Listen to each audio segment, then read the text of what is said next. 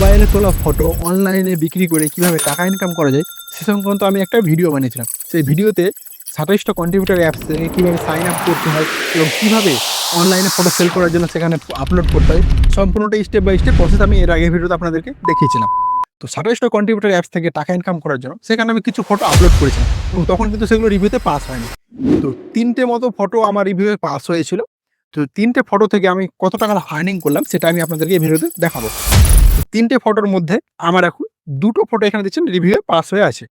আর এখানে যে ফটোগুলো আপলোড হয়ে থাকে সেটা ২১ দিন মতো এখানে লিস্টেড থাকে। এটা আপনার নোটিফিকেশনে দেখতে পাচ্ছেন যে ২১ দিন মতো এই ফটোগুলো লিস্টেড থাকবে। তবে এই যে ২টো ফটো এখন যে ২টো অ্যাপ্রুভ আছে লিস্টে, মানে মার্কেটে আমার এখানে আছে। তো সে ২টো ফটো থেকে কিন্তু কোনো আর্নিং হয়নি। কারণ ফটো দুটো কিন্তু এখনো সেল হয়নি। অথচ এখানে যে ফটোটা আমি আপলোড করেছি সেটার ডিমান্ড কিন্তু মার্কেটে কিন্তু বেশি। এর আগেও একটা নেচার ফটো এখানে রিভিউ অ্যাপ্রুভড হয়েছিল। কিন্তু সেই ফটোটা থেকেও কোনো আর্নিং হয়নি। তার কারণ এখানে সে সমস্ত ফটোগুলো বেশি সেল হয়। আপনি এখানে যদি হোম পেজে যান, তো এখানে যে কনটেন্ট গুলো আছে, যে সমস্ত কনটেন্ট গুলোর ডিমান্ড আছে, এ সংক্রান্ত ফটোগুলো কিন্তু আপনি যদি এখানে লিস্ট করেন, তাহলে সেখান থেকে আপনার আর্নিং করার চান্স থাকবে। আর অন্য যদি কোনো কনটেন্ট যদি আপনি বানিয়ে সেখান থেকে যদি ছবি তুলে সেই ফটোটা যদি আপনি আপলোড করেন, সেগুলো কিন্তু মার্কেটে ডিমান্ড অনেকটা কম থাকে। যে কারণে এখান থেকে আর্নিং হয় না। যেমন আমার ২টো ফটো এখন যে ২টো লিস্টেড আছে, সেই ফটো থেকে কিন্তু এখন কোনো আর্নিং হয়নি।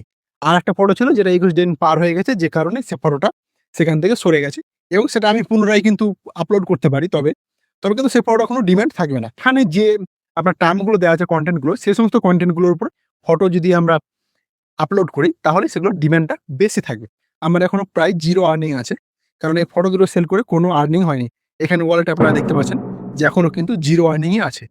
তো হতে পারে যে এখানে শুধুমাত্র যে ডিমান্ডে বেশি ডিমান্ডের ফটোগুলো আছে, এখানে যে কনটেন্টটা দেওয়া আছে, সেগুলোকেই আমাদেরকে হয়তো লিস্টেড করতে হবে। তাহলেই ডিমান্ডটা বেশি থাকবে সেই ফটোগুলোর চাহিদা।